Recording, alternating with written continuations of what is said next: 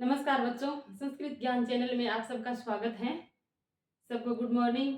और हम पीटीटी के सिलेबस की चर्चा कर चुके थे, हिंदी पाठ्यक्रम की। हिंदी में जितने भी टॉपिक्स आएंगे हमने बता दिया था आपको कि ये टॉपिक आएंगे। उसमें हमारा जो पहला टॉपिक रहेगा वो रहेगा वर्ण विचार। वर्ण विचार जो हमारा पहला टॉपिक है वर्ण विचार, उसमें हम वर्णों के ऊपर विचार करेंगे कि वर्ण कौन कौन से हैं, कितने प्रकार के, कितने वर्ण हैं, वर्ण के भेद कितने हैं, वो हमें पढ़ेंगे। तो हमारे वर्ण क्या है, पहले तो हम देखेंगे भाषा की जो सबसे छोटी इकाई है। भाषा की जो सबसे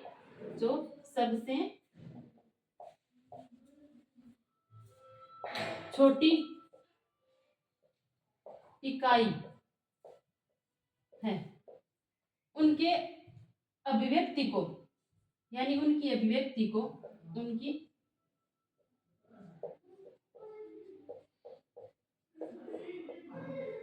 अभिव्यक्ति को, यानी जब हम बोलते हैं तो उन्हें क्या कहेंगे, उनकी अभिव्यक्ति को तो ध्वनि कहेंगे, यानी ध्वनि कहेंगे, ध्वनि कहते हैं।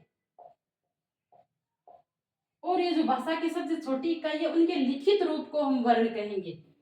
उनकी अभिव्यक्ति को, यानी जो उनको हम बोलते हैं तब वो सिर्फ ध्वनि होती है, लेकिन उनके भाषा की जो सबसे छोटी इकाई है, भाषा की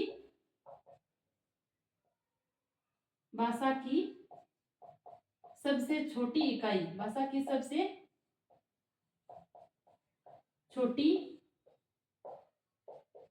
इकाई के लिखित रूप को, इकाई के लिखित रूप को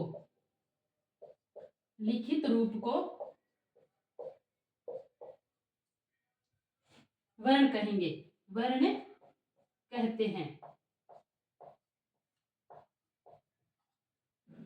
वर्ण किसे कहते हैं, तो भाषा की जो सबसे छोटी इकाई है उनके लिखित रूप को वर्ण कहते हैं, और उनकी अभिव्यक्ति को, यानी जब हम बोलते हैं तो उन्हें क्या कहेंगे, ध्वनि कहेंगे। तो इस प्रकार हमारे वर्ण किसको कहेंगे, तो भाषा की सबसे छोटी इकाई को वर्ण कहेंगे। तो वर्ण के प्रकार, अब देखिए वर्ण के प्रकार, वर्ण के प्रकार, वर्ण के कितने प्रकार है, आप भी जानते हैं। वर्ण के दो प्रकार है। वर्ण के दो प्रकार कौन कौन से हैं, एक तो है स्वर और एक क्या है, व्यंजन। वर्ण के दो प्रकार है, स्वर और व्यंजन। तो आज हम क्या पढ़ेंगे, स्वरों का विभाजन, और स्वरों के कितने भेद हैं, किस प्रकार से हम स्वरों को बोलते हैं, तो किस प्रकार से स्वरों के भेद हो सकते हैं, वो हमें पढ़ेंगे। कल हमारा व्यंजन के विभाजन का टॉपिक रहेगा, आज हम पढ़ेंगे स्वरों के विभाजन को। तो देखिए स्वर कितने हैं हिंदी में। पहले तो आप देखिए स्वर किसे कहते हैं। वे वर्ण, परिभाषा देखिए, वे वर्ण जो बिना किसी की सहायता के बोले जाए, जो बिना किसी की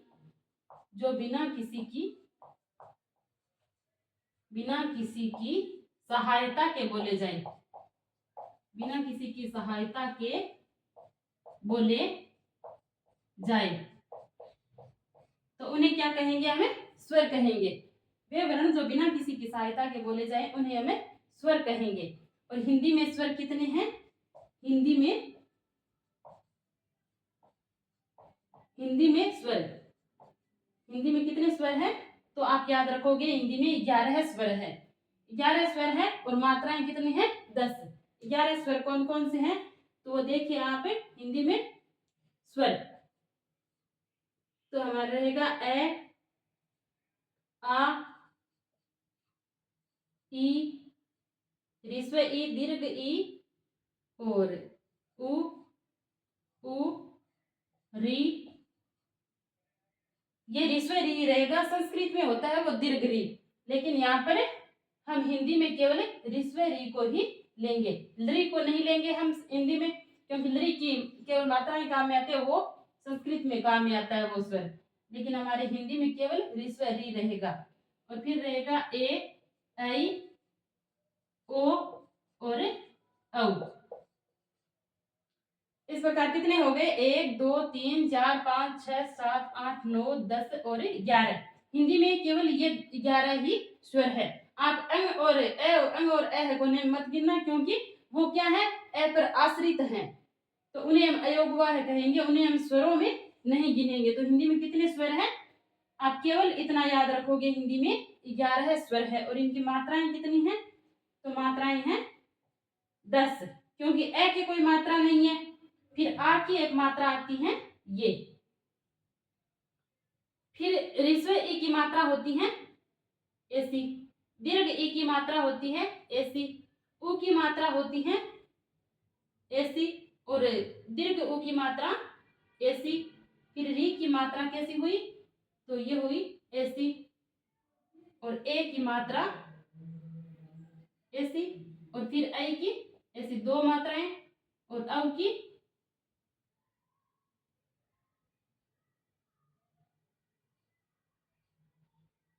और ओ की ऐसे, और औ की ऐसे। तो मात्राएं कितनी हो गई, 10। ए की कोई मात्रा नहीं है, ए ऋस्व स्वर है, इसकी कोई मात्रा नहीं है। लेकिन ये जो समान स्वर है, इसका ए का आ, इनकी एक मात्रा है। तो हिंदी में स्वर हो गए 11 और इनकी मात्राएं हो गई 10। आपको कुछ भी याद नहीं रखना है, केवल ऐसा याद रखना है कि हिंदी में स्वर कितने हैं, तो 11 स्वर है। और स्वर किसे कहेंगे, तो वो वर्ण जो बिना किसी की सहायता के बोले जाएं, उन्हें हमें स्वर कहेंगे। अब हम पढ़ेंगे स्वरों का विभाजन।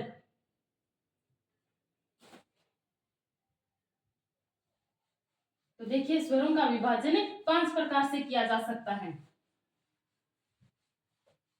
मात्रा के आधार पर, ओष्ठ की आकृति के आधार पर, बोलने के आधार पर, नासिका के आधार पर, इस प्रकार से हम स्वरों का विभाजन करेंगे। तो अब देखिए आप स्वरों का विभाजन। स्वरों का विभाजन कितनी प्रकार से करेंगे, 5 प्रकार से। 5 प्रकार कौन कौन से हैं, तो पहला हमारा प्रकार रहेगा मात्रा के आधार पर। पहला प्रकार रहेगा मात्रा के आधार पर। मात्रा के आधार पर, मात्रा के आधार पर स्वरों को कितने भागों में बांटेंगे, तो वो हो जाएंगे 3 प्रकार पर से। 3 प्रकार कौन कौन से हैं, तो वो रहेगा ऋस्व, ऋस्व स्वर, ऋस्व या लघु कह दो आप। फिर दूसरा प्रकार रहेगा दीर्घ स्वर, दीर्घ, और तीसरा रहेगा प्लुत। इस प्रकार मात्रा के आधार पर हम स्वरों का विभाजन 3 प्रकार से कर सकते हैं, ऋस्व, दीर्घ और प्लुत। अब देखेंगे ऋस्व में कौन कौन से आएंगे, दीर्घ में कौन कौन से आएंगे, और प्लुत में कौन कौन से आएंगे। तो ऋस्व स्वर कौन कौन से हमारे, तो ए, ई, उ, और कौन सा हो गया, री। तो ये 4 स्वर हमारे हैं, वो ऋस्व या लघु स्वर हैं। फिर दीर्घ स्वर कौन से हो गए, जो सारे बच गए, बाकी सारे स्वर क्या हैं, दीर्घ स्वर है। जैसे कि आ पढ़ लिया हमने, आ, दीर्घ ई, दीर्घ उ, री आएगा नहीं, दीर्घ नहीं होगा। फिर ए, आई, ओ और औ, ये सारे के सारे स्वर हैं वो दीर्घ है। और प्लुत स्वर है, प्लुत किसे कहेंगे हम, जैसे कि हम किसी को दूर से आवाज देते हैं। जब कोई संस्कृत में जब हम श्लोकों का, वर्णों का उच्चारण करते हैं ना, तब वो प्लुत हो जाता है। जैसे कि प्लुत का चिन्ह होता है ऐसा, जैसे हम ओम का उच्चारण कर रहे हैं, तो क्या हो गया, ऐसे आएगा। ये ओम के बीच में ये प्लुत का चिन्ह आता है ना, तो हम जोर से बोलते हैं ओम, तो उसे हमें प्लुत स्वर कहेंगे। प्लुत स्वर यानी प्लुत स्वर है वो त्रिमात्रिक होता है, त्रिमात्रिक भी बोल सकते हैं इसको, त्रिमात्रिक। ये त्रिमात्रिक हो गया, ये द्विमात्रिक हो गया, और ये क्या हो गया, एक मात्रिक हो गया। मात्रा के आधार पर हम स्वरों का विभाजन कर ले, तो ये एक मात्रिक, द्विमात्रिक और त्रिमात्रिक। इस प्रकार हम मात्रा के आधार पर स्वरों का विभाजन करते हैं। फिर अगला विभाजन हमारा रहेगा ओष्ठ की आकृति के आधार पर। अगला विभाजन रहेगा ओष्ठ की आकृति के आधार पर, ओष्ठ की आकृति के आधार पर। यानी हम जब स्वरों का उच्चारण करते हैं, तो हमारा होठ कब गोल होता है, कब गोल नहीं होता है, इस प्रकार से हम ओष्ठ की आकृति के आधार पर स्वरों को कितने भागों में बांट सकते हैं? तो दो। दो कौन कौन से प्रकार है हमारे? तो एक तो प्रकार हो गया हमारा वृत्ताकार, वृत्ताकार यानी वृत्त के जैसा आकार हो जाता है। एक बार अवृत्ताकार, अवृत्ताकार।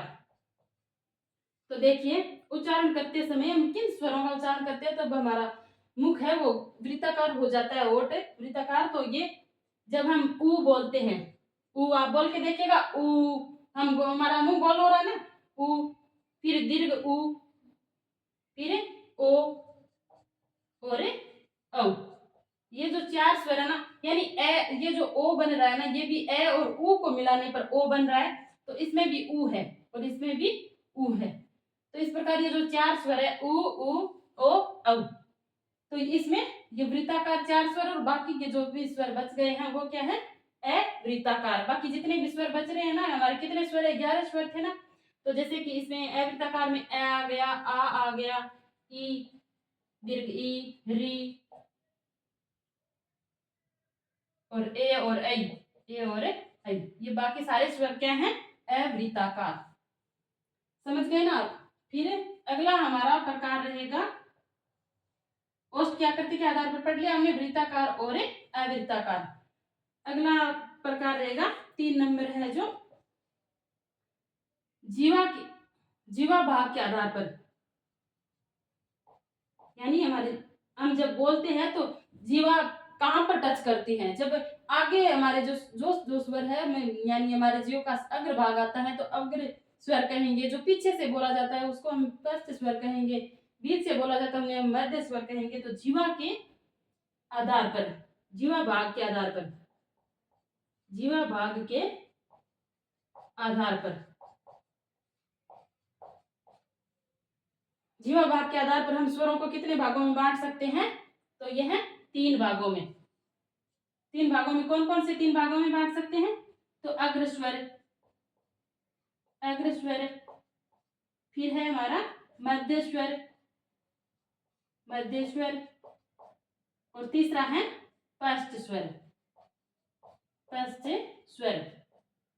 आप स्वरों को बोल के देखिएगा कि आगे हमारी जीवा आगे टच करती है, दांतों पे टच करती है, तब कौन कौन से स्वर बोले जाते हैं? तो अग्र स्वर हमारे कौन कौन से हैं? जब हम बोलते हैं ना ई, ए, ऐ, तो जीवा है वो दांतों पे टच कर रही है, तो ये हो गए अग्र स्वर, ई, दीर्घ ई, ए और ऐ। और मध्य स्वर कौन सा है? मध्य स्वर है केवल ए को बोलेंगे तो जीवा हमारे तालु भाग को टच करेगी। और पश्च स्वर है, बाकी जितने बच गए हैं वो पश्च स्वर हो गए, जैसे कि आ, फिर है उ,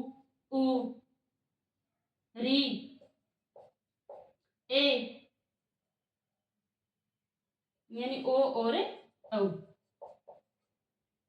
तो इनको आप याद रखिएगा कि जीवा भाग के आधार पर हम स्वरों को 3 भागों में बांट सकते हैं, अग्र स्वर, मध्य स्वर और पश्च स्वर। तो इस प्रकार से अग्र स्वर है ई, ए, ऐ, और मध्य स्वर केवल ए है और बाकी जो बच गए वो क्या है? पश्च स्वर। इस प्रकार हम स्वरों के 3 भागों को पढ़ चुके हैं।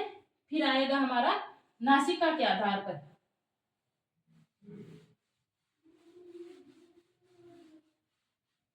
नासिका के आधार पर स्वरों को पढ़ेंगे। नासिका के आधार पर स्वरों को हम कितने भागों में बांट सकते हैं?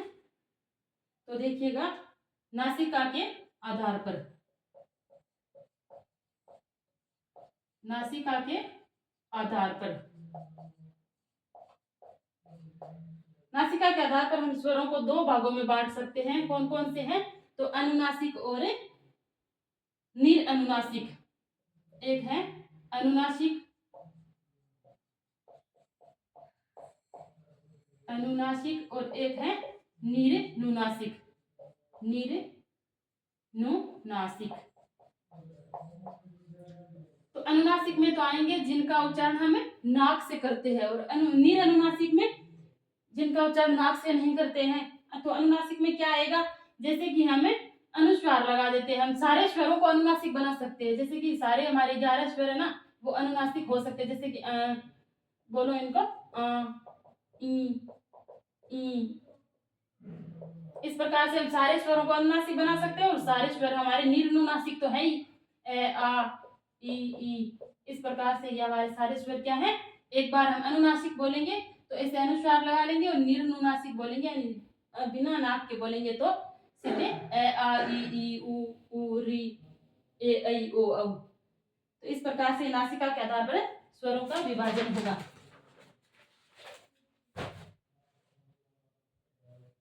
फिर हमारा अगला विभाजन रहेगा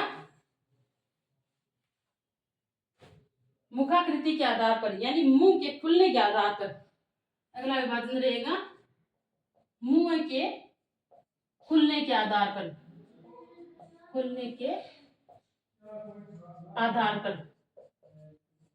मुंह के खुलने के आधार पर हम स्वरों को 4 भागों में बांट सकते हैं। 4 भाग कौन कौन से? एक तो है समृद्ध स्वर, समृद्ध स्वर, एक है अर्ध समृद्ध, अर्ध समृद्ध,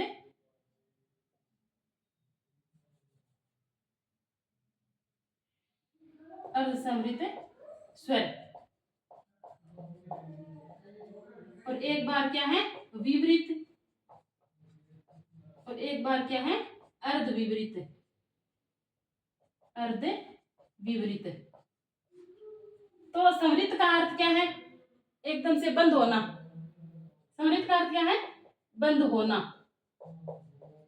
बंद होना। और विपरीत का अर्थ क्या है? एकदम पूरा खोलना, पूरा खुलना। और अर्ध समृद्ध का अर्थ है कि आधा बंद होना, आधा, आधा बंद होना। और इसमें अर्ध विपरीत का अर्थ है आधा खुलना। तो हमारा मुख किस प्रकार से कैसे कैसे खुलता है, कौन कौन से स्वरों के उच्चारण में, तो उसी हिसाब से हम इनके स्वरों का विभाजन कर देंगे। समृद्ध स्वर है यानी मुख का पूरा बंद हो जाना। जैसे हमें लगता है कि जैसे इन स्वरों का उच्चारण कर रहे हैं तो हमारा मुख क्या है, बंद हो रहा है। जैसे कि हम उच्चारण कर रहे हैं ई उ, तो ऐसा लग रहा है जैसे मुख बंद हो रहा है। तो ये 4 स्वर है वो ई उ और उ, ये हमारे आ रहे हैं समृद्ध स्वर में। और अर्ध स्वरित में इसमें ऐसा लगता है कि आधा मुख हमसे खुल रहा है। तो इसमें हो गया ए और ओ। और विपरीत में पूरा का पूरा मुख खुलना। पूरा मुख किस में खुलता है? तो एक ही हमारा स्वर है, जब हम बोलते हैं आ तब पूरा मुख खुलता है। और अर्ध विपरीत में कौन सा आ गया?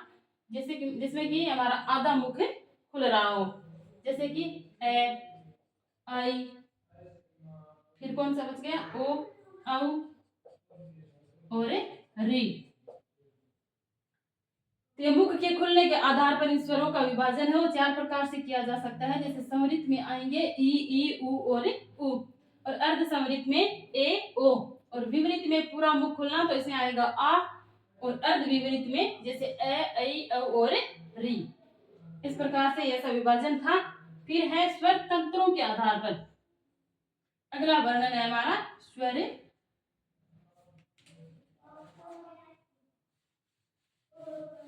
अगला विभाजन रहेगा स्वर तंत्रों के आधार पर, यानी उच्चारण के आधार पर स्वरों का विभाजन, या फिर स्वरों के स्वर तंत्रों के आधार पर। देखिए स्वर तंत्रों या उच्चारण के आधार पर, उच्चारण के आधार पर, उच्चारण के आधार पर विभाजन। तो इसका विभाजन कितने प्रकार से किया जा सकता है? तो ये हम बोल के देखते हैं कौन कौन से स्वर हैं, वो किन किन उच्चारण स्थानों में आते हैं। तो सबसे पहले देखते हैं हमारा कंठे स्वर। एक प्रकार लिखिए कंठे स्वर। आप सबने याद किया होगा एक सूत्र, संस्कृत में ये सूत्र आते हैं अंकु है विसर्जनीय नाम कंठ है, यानी कंठ में कौन कौन से स्वर आएंगे? तो हम सब जानते हैं कि ए और आ, ये क्या है? कंठे स्वर है। और फिर अगला सूत्र था इचु ये साना तालु। तो तालव्य स्वर कौन कौन से हैं? तालव्य स्वर। तालु से कौन कौन से स्वर बोले जाते हैं? तो ई, ऋस्व ई और दीर्घ ई, और ई और ए और ई से मिलकर ए बनता है। तो हमें इन्हें भी, ए और ऐ को भी तालव्य स्वरों में मान सकते हैं। फिर अगला रहेगा कंठे स्वर, तालव्य स्वर। फिर मूर्धन्य स्वर, मूर्धन्य स्वर। मूर्धन्य स्वर में कौन सा था, जैसे ऋतु ऋषाणा मूर्धा, तो यानी री का उच्चारण है वो मूर्धा से होता है। तो मूर्धन्य स्वर हमारा कौन सा है, री। और दांत से कोई स्वर नहीं बोला जाता, ऋतु ऋषाणा दंता बोल रही है वो संस्कृत में आता है, लेकिन हमारी हिंदी में नहीं है। तो दांत से हमारे कोई भी दंत स्वर नहीं है। फिर अगला हमारा वर्ण रहेगा ओष्ठे वर्ण, उपउपध्मानीय नाम है ओष्ठम। तो ओष्ठ से हम स्वरों का उच्चारण करते हैं, तो ओष्ठे वर्ण। ओष्ठे कौन कौन से हैं, तो जैसे कि उ, दीर्घ उ, फिर उ से मिलकर ही ओ बनता है ना, तो जैसे कि ओ और औ। इस प्रकार स्वर तंत्रों के आधार पर हमारे स्वरों का विभाजन कितने आधार पर हो गया, तो चार प्रकार हो गए। फिर कंठ स्वर है, कंठ स्वर में ए और आ गए। तालव्य स्वर है, इसमें ई और ई आ गए, और साथ में हम ए और आई को भी मान सकते हैं। लेकिन हमारे मूर्धन्य स्वर में री आता है। फिर ओष्ठे, जो ओष्ठे हमारा है ना, ओष्ठे स्वर कौन कौन से है, उ और उ से मिलकर ही ओ और औ बनता है, तो ये भी ओ और औ आ गया। ये दो जो है ना, ए आई और ओ, इनके उच्चारण दो दो स्थानों से मिलकर बना है। जैसे कि क्या है कि ए और ए प्लस ई को मिलाकर के क्या बनता है, ए बनता है ना। तो ए और ई का उच्चारण स्थान क्या है, ए का उच्चारण स्थान है कंठ और ई का उच्चारण स्थान है तालु। तो कंठ और तालु, ए दे तो कंठ तालु, तो कंठ और कंठ प्लस तालु, ये दोनों इनके उच्चारण स्थान होंगे। तो कंठ और तालु, ऐसा आपसे पूछा कि ए और, अगर आपको साथ में देना कि ए और ऐ का उच्चारण स्थान कौन सा है, तो आपको और साथ में ऑप्शन में ये कंठ तालु दोनों दे दे, तो इन्हीं को आपको सही करना है। अगर कंठ तालु ऑप्शन में नहीं आए और फिर सीधा ही पूछ ले कि ए का उच्चारण स्थान कौन सा है, तब आपको क्या करना है, तालव्य स्वर करना है।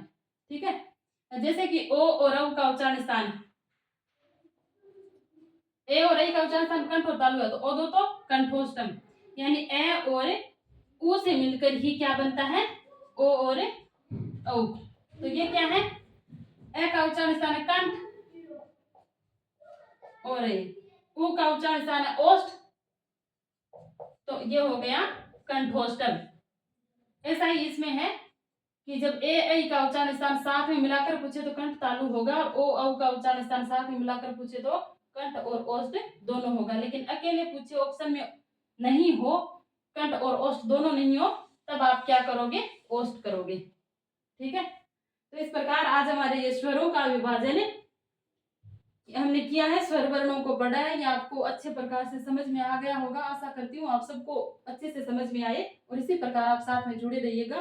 कल हम व्यंजन वर्णों के विभाजन के वर्ण लेकर आएंगे, वर्णों का जो व्यंजन वर्ग है उनके विभाजन को अच्छे से पढ़ेंगे, और फिर हमें उनके क्वेश्चन आंसर भी करेंगे साथ साथ में कि कैसे क्वेश्चन इनसे बन सकते हैं। तो इसलिए आप सबका बहुत बहुत धन्यवाद।